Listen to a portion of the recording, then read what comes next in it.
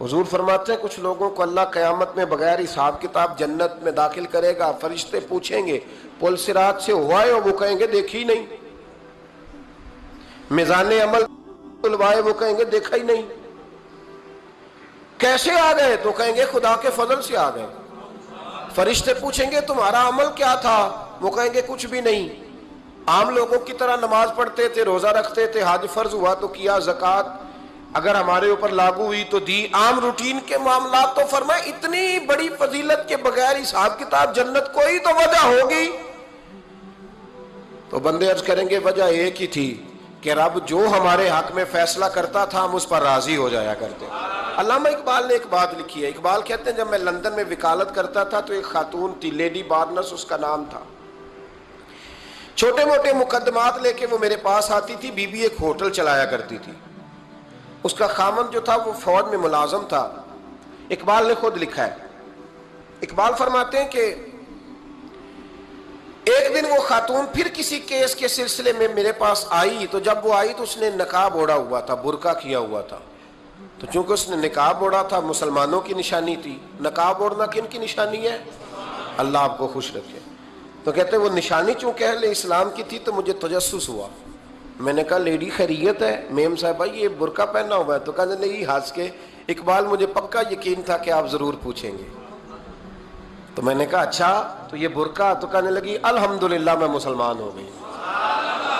تو میں نے فوراً کہا کہ آپ کا شوہر تو فوج میں ملازم ہے، فوجی کے لیے بدلنا اور پھر ملکی قانون اور یہ چیزیں۔ تو کہنے لگی اس نے مجھے کیا کہنا تھا، وہ خود کلمہ پڑھ گیا۔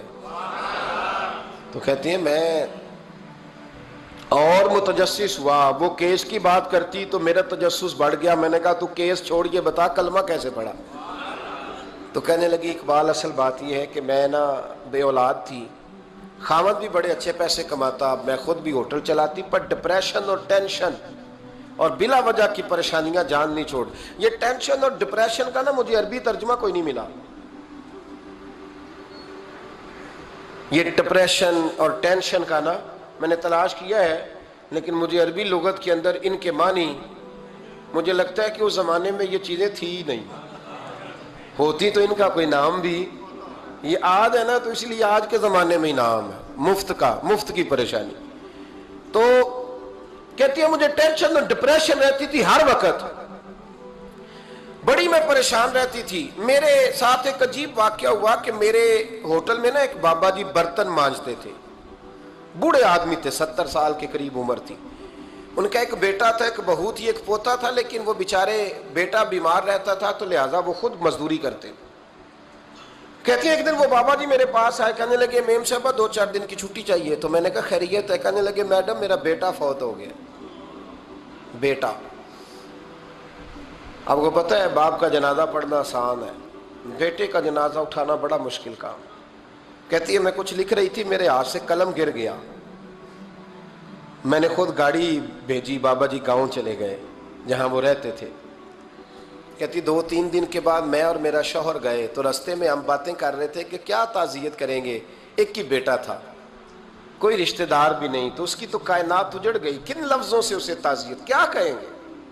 کہتے جب ہم گئے تو وہ ٹوٹی ہوئی چٹائی پہ بیٹھا تھا، کچھ لوگ قریب تھے، ہم نے جا کے کہا بابا آپ مسلمان ہیں، ہم آپ کو کیا نصیحت کریں، ایک ہی بیٹا تھا، کہ کس طرح کر کے ہم آپ کو تسلی دیں؟ تو کہتے ہیں اس نے آنکھیں کھولی، بوڑھی آنکھوں میں ایمان کی روشنی،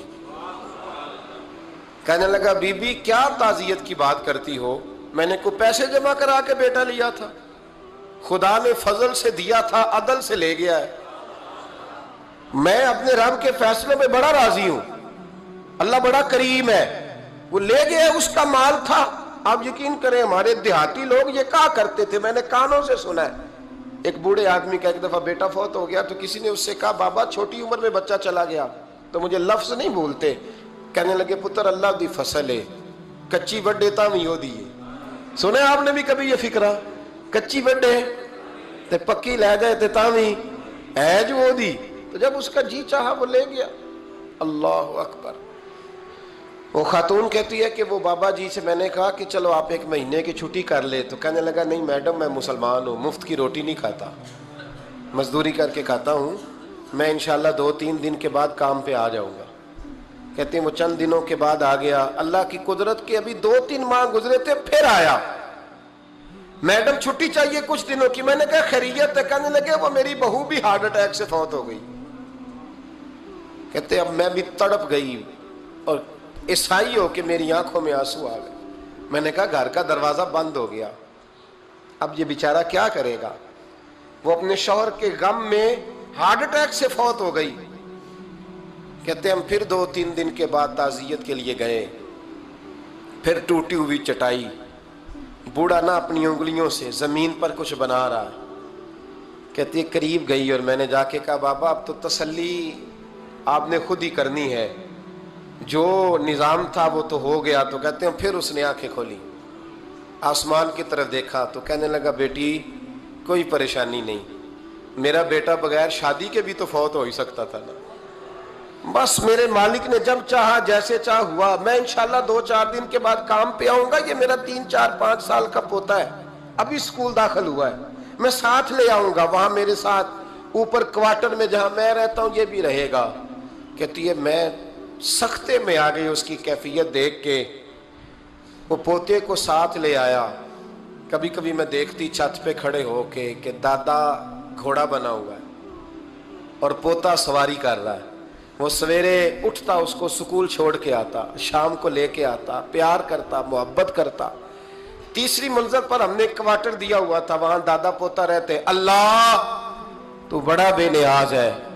کہتی ہے اقبال ایک دن نا پوتا اوپر والی منزل پہ کھیل رہا تھا، اس کا پیر پھسلا، وہ گردن کے بل زمین پہ گرا، مجھے خبر ہوئی تو میں دوڑی، ایمبولنس منگائی، خون سے لتھڑے ہوئے اس بچے کو دادے نے اپنی گود میں رکھا، اور جب ہم ہسپتال کی طرف گئے تو ہاسپٹل بعد میں آیا، جناب اسرائیل پہلے آ گئے، اور کہتے ہیں وہ گود میں دم توڑ گیا۔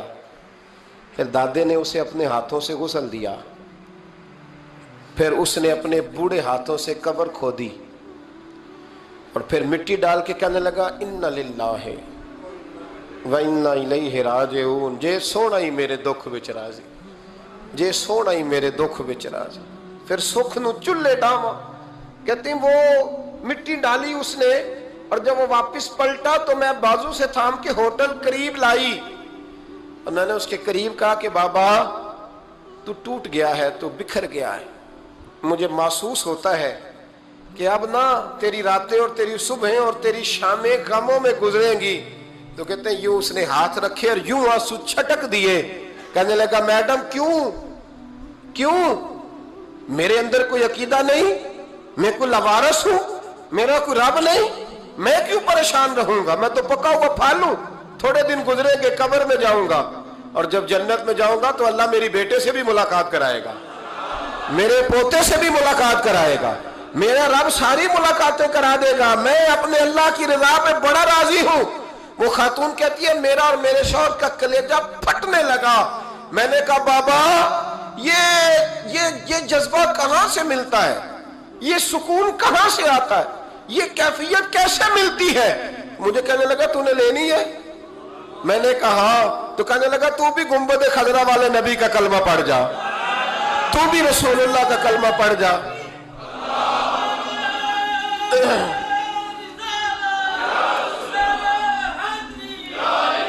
میرے محبوب کا کلمہ پڑھ، اللہ تجھے سکون عطا کرے گا۔ ایک حدیث نہ پڑھ لوں مسلم شریف سے، بخاری سے ایک حدیث نہ پڑھ لوں تاکہ یہ بات مضبوط ہو جائے۔ حضرت ابو طلحہ رضی اللہ تعالی، بیٹا شدید بیمار ہے، مزدور آدمی تھے، کئی دنوں سے گھر تھے، بیوی کہنے لگی اگر آپ گھر میں بیٹھے رہیں گے تو کھائیں گے کہاں سے، جاؤ آپ مزدوری کرو، میں بیٹے کو دیکھتی ہوں۔ ابو طلحہ مزدوری کرنے چلے گئے، شام کو آئے تو بیٹا فوت ہو چکا تھا۔ عورتیں بے حوصلہ ہوتی ہیں نا اکثر، پر بیوی نے سفید کپڑا ڈال کے کمرے میں رکھ دیا، بیٹا، ماں اور بیٹا کو ناپ تکتا ہے رشتہ، بیٹے میں سفید چادر ڈال کے کمرے میں رکھ دیا۔ حضرت ابو طلحہ انصاری آئے، بیٹے کا کیا حال ہے؟ کہنے لگی اللہ کی رحمت میں ہے۔ اللہ کی، کیسا جملہ ہے، اللہ کی رحمت میں ہے۔ خامد نے کھانا کھایا، بیوی سے ملنے کو دل کیا تو ملاقات ہوئی، فارغ ہو کے بیٹھے، تو خاتون اٹھ کے نا خاوند کے قریب گئی، اس کا ہاتھ تھاما، کہنے لگی نبی کریم علیہ السلام کے صحابی ہو، ایک مسئلہ دریافت کرنا تھا، بتاؤ گے؟ کہ پوچھو۔ کہنے لگی اگر کوئی آپ کے پاس امانت رکھوائے اور پھر اپنی امانت واپس مانگے تو کیا کرو گے؟ حضرت ابو طلحہ کہنے لگے پوچھنے والی کیا بات ہے، جس کی امانت ہے واپس کر دیں گے۔ اب زوجہ روئی، اب صبر والی بی بی روئی، اب ماں روئی، آنسو ٹپکے، آنچل سے پوچھ کے کہنے لگی ابو طلحہ وہ بیٹا بھی اللہ کی امانت تھا اور رب اپنی امانت لے گیا ہے، اٹھو غسل کفن کا بندوبست کرو۔ حضرت ابو طلحہ اٹھے، ہامتے کامتے ہاتھوں سے غسل کفن دیا، مسجد نبوی میں پہنچے، محبوب کی بارگاہ میں عرض کیا تو رسول کریم فرمانے لگے تیرے اور تیری بیوی کے عمل سے اللہ بھی بڑا راضی ہے، اللہ کے رسول بھی بڑے راضی ہیں اور اللہ تجھے برکت عطا کرے گا۔ صحابہ کہتے ہیں پھر اللہ نے انہیں 9 بیٹے عطا فرمائے، پھر اللہ نے انہیں اللہ کی رضا پہ راضی رہنا سیکھو، اللہ کے قریب چلے جاؤ گے اللہ کی رضا پہ۔ حضرت سفیان ثوری دعا مانگ رہے تھے یا اللہ راضی ہو جا، یا اللہ راضی ہو جا، یا اللہ راضی ہو جا، دعا مانگ رہے تھے۔ بی بی رابعہ بصری پردے کے پیچھے بیٹھی تھی، جب دعا لمبی ہو گئی تو کہنے لگی سفیان بس کر، کوئی اگلا لفظ بھی بول، بس کر۔ آپ فرمانے لگے تجھے کیا ہوا؟ تو کہنے لگی تو کب سے کہہ رہا یا اللہ راضی ہو جا، یا اللہ راضی ہو جا، پہلے اپنے دل پہ ہاتھ رکھ کے بتا تو اللہ سے راضی ہے؟ تو راضی ہے اللہ سے؟ تو روز نہیں کہتا پیسے نہیں ہے میرے پاس مجھے دے، تو روز نہیں کہتا یا اللہ فلانی چیز کوئی نہیں دے، اے اللہ فلاں کو دے دیا مجھے کیوں نہیں دیتا معاذ اللہ، تو روز شکوے نہیں کرتا؟ فرمایا پہلے تو راضی ہو جا۔ ترمذی شریف کی حدیث ہے، میرے نبی کریم علیہ السلام نے فرمایا تم اللہ کے دیے ہوئے تھوڑے رزق پہ راضی ہو جاؤ، اللہ تمہاری تھوڑی عبادت سے راضی ہو جائے۔